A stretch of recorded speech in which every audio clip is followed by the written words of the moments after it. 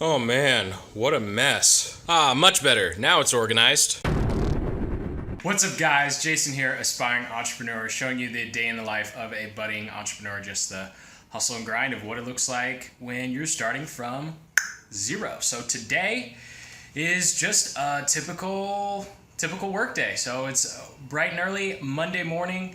Woke up way too early. I got up around 5:30 or something. I just couldn't sleep. Spent a couple hours going through some YouTube videos, learning about Fiverr and driving YouTube traffic, getting Twitter followers, following, boosting Facebook traffic, everything I need to know to become a better marketer and help grow my business from one client. So speaking of that one client, I actually wound up changing the plan for the day. My original one thing was to head over to the UPS store and return that nice camera I got that I decided it's just not worth it, and I need to replace my laptop. So I should, take that $600 and put it towards a new laptop as opposed to trying to replace the vlog with the phone. Anyway, time to walk over to CoworkBox and then start putting together her Instagram and Facebook. Yeah, Instagram and Facebook accounts, come with a content strategy, all that fun stuff. So super pumped because today is the first day I'm actually working on stuff for my own client, which is pretty cool. And then after that, I've got some more decisions to make on where to go next and do some more research on how to write Upwork proposals, because that's going to be my next big step. But for now, I wanted to switch gears this morning. I went on a cleaning rampage around 7 a.m. So I watched for 2 hours, or I guess I watched for an hour and a half. Then around 7:15, I just ran around and cleaned the house. So I'm a little OCD, and I didn't get to do that yesterday because I was so tired. So one of the things I did was I laid out all of my gear and decided what I was going to keep, what I didn't really need. For those of you just joining me, or I don't think I've talked about this a lot, I'm super into minimalism. That's why you should check out my channel talking about, this shirt, why I wear this shirt and how you can wear it, for 7 days in a row, and, fitting all my stuff into one suitcase. And it's just really important to prioritize what's important in your life, and specifically stuff. Like, just do a challenge of get rid of 5 or 10 things over the weekend. And you'll be amazed how free you feel when you don't have a bunch of crap, lying around that you don't actually need. So without further ado, here is a quick video of my gear list and gear for my backpack, and then we'll get on with the workday. So here is literally all of my gear. I mean, this includes, stuff for home and on the go. So just wanted to show you guys that there's really not a lot of stuff you need to make this successful, and you could probably cut out half of this. So I'll go over what I keep at home, and then what I take with me on the go, which is all of this stuff. So at home, I like CDs because I'm just a little old-fashioned. I like having still making mixes for my car, not really work related at all. Extra pens and pencils. This webcam, which I use to record all of my building and online business from scratch videos. It's 1080p and it works awesome. It's saved me lots of money on buying a nice camera. Then, of course, external Blu-ray player, because this guy doesn't have a CD drive. Blue Yeti mic, my go-to for pretty much recording all screen capture YouTube videos.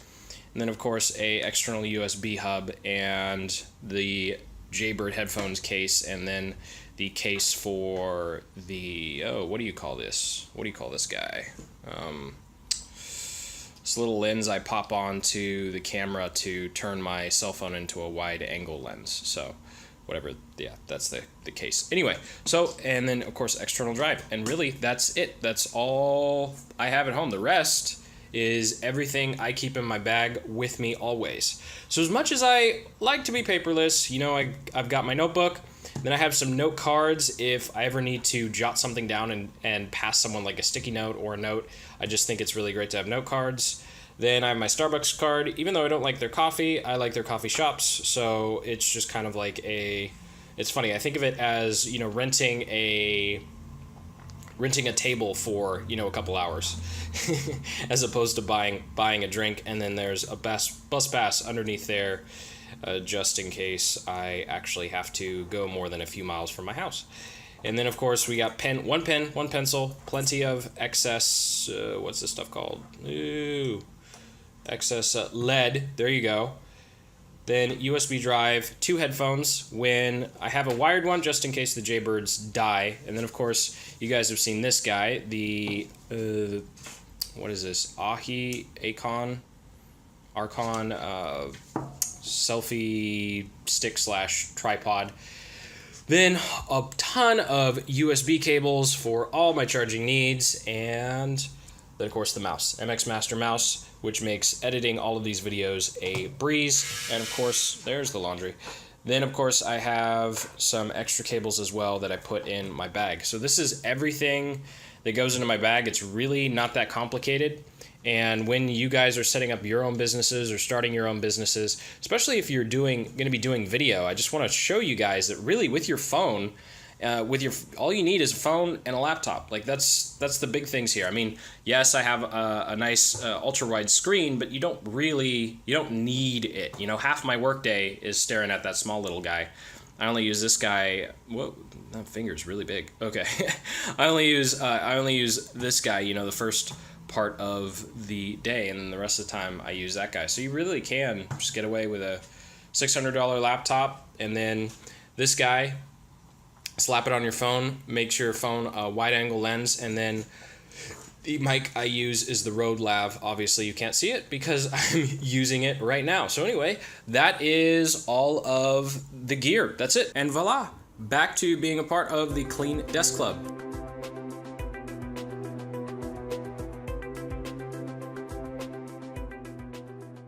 Seriously, I guess I don't have to worry about losing credits anymore. That's 2, 4, 6, like 8 refunded, and I got a bunch refunded yesterday, so I guess I didn't need to buy more credits. But this is just another kind of sign that Thumbtack might not be a good solution. Good thing I didn't waste time doing custom proposals to these people. This is getting ridiculous.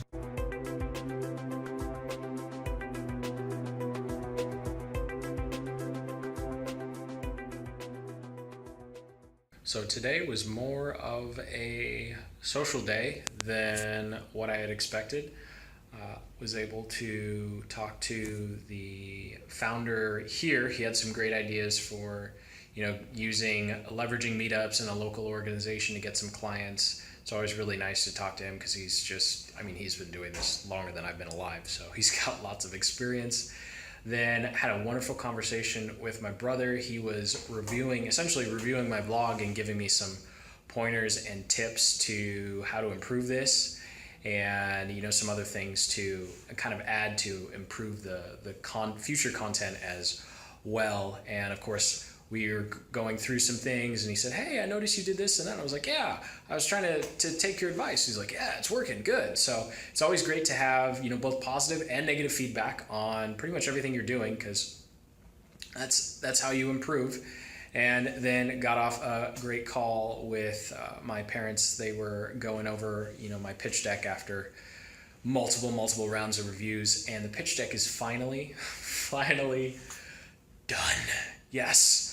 So 1 week of edits, 15 slides, and now I am ready to make the big decision. So a couple days ago, I was kind of toss up between, hey, I'm going to do Thumbtack, I'm going to do Upwork, or I'm going to do Fiverr. Which one am I going to experiment first?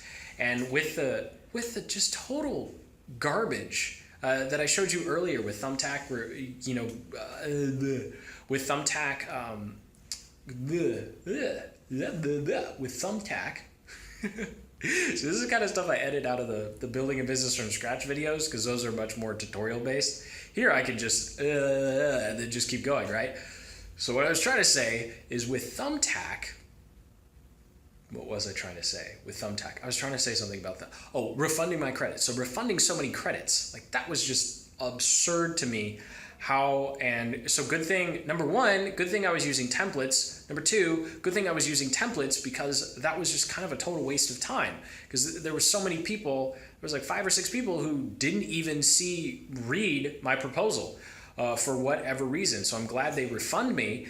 But at the same time, I was going through and I noticed I missed 3 messages.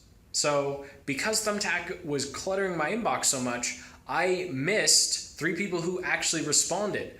So I emailed one of them. It didn't look like they'd hired someone, but the other 2 had already hired somebody. And the timing of when they had messaged, I could have easily responded and possibly gotten a couple of more clients. So the system, I see the Thumbtack system as a whole, there's something really fishy going on with how many jobs are posted, and then the number of people who don't ever read the job, my job proposals. And so that doesn't mean like, oh, I'm upset because people aren't choosing me. I'm saying it's really weird that I would submit so many proposals and then get refunded because the person never even read them. I mean, all that it takes for someone to like read it is what I'm thinking is they just click whatever their posting was. And they go, oh, proposal 1, proposal 2, proposal 3. And then, I get charged because they looked at it, even if they just like flipped through it. So the fact that people aren't even flipping through it is really, really strange to me. So I think Thumbtack, even though I have like 30 something credits, I'm going to just cross that. I'm going to cross that off my list for now because the amount of time and energy I've put into it and the cost, because the credits they're asking for, they were giving me a great discount because I was a new pro. And so now the credits are getting up to, one I had cost me $18 yesterday, another one cost me $9 or $12. And that's just crazy to submit a proposal. I mean, that's not a lead because I don't really have their contact information. I can message them through the Thumbtack platform. That's not really a lead. A lead, that means I have a phone number or I have the email that I can directly talk to them without Thumbtack interfering. So paying $18 to instant message someone who may or may not be interested in me is kind of, to me, in my budget, that just doesn't make sense. So I either get to play around with Upwork or I'm going to play around with Fiverr, and looking at, my bandwidth and what I'm most interested in doing, I think I'm going to go ahead and start with Fiverr.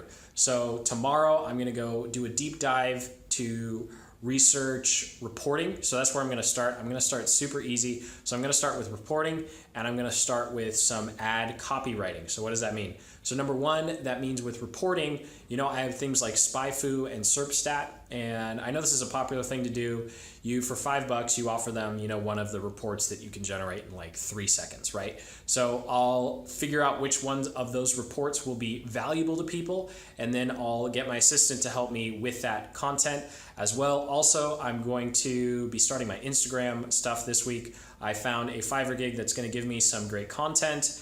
And then also found a guy on Fiverr for $120. He's going to manage the whole thing. So by the time content and management, I'll be about $150. And so I'll be tracking that for you guys here as well. And then I'll do a separate Instagram, just Instagram video reviewing that whole process. But for now, it's time to edit yesterday's vlog, and then what? No, it's just edit yesterday's vlog and then prepare for tomorrow, where I'm going to start going full force into Fiverr. So today was a little short because I was using my phone pretty much the whole time. It's about to die. I've literally just been talking for the past 4 hours, but have gotten some great feedback from some good family, from family and close friends. And I just can't overstress enough how this really isn't a solo journey. You might be a solopreneur, but getting all of the input and feedback you can from family and friends is vital and important, because I know my pitch deck is better for it, and I know my plan to go actually maybe start a meetup or meet at meetups is greater just because of that conversation I had with him earlier. And I showed you guys yesterday, oh gosh, my phone is really gonna die. And I showed you guys yesterday a quick, on Saturday, the jewelry, I've set up a deal with her where I'm gonna help with her Shopify store, Instagram, and Facebook account on a commission basis, and we'll see if she makes some sales. So it'll be a pay per performance model. So really excited about sharing that with you guys, but that'll be in a couple of weeks because I got to focus on Fiverr get some actual paying stuff before I go full force into commission-based things. But I think long-term, that's going to be one of the more profitable things to do, is just going commission-based and saying, hey, if I know I can do it, then I'm going to make a heck of a lot more money, asking for a percentage of sales versus saying, just pay me a couple hundred or a couple thousand. And then that way the business owner goes, oh, well, I don't pay until I make money. So I only pay when I make money. That's a pretty cool deal. And that's a pretty sweet deal for both of us. So hopefully I can make that model work. I'll be trying it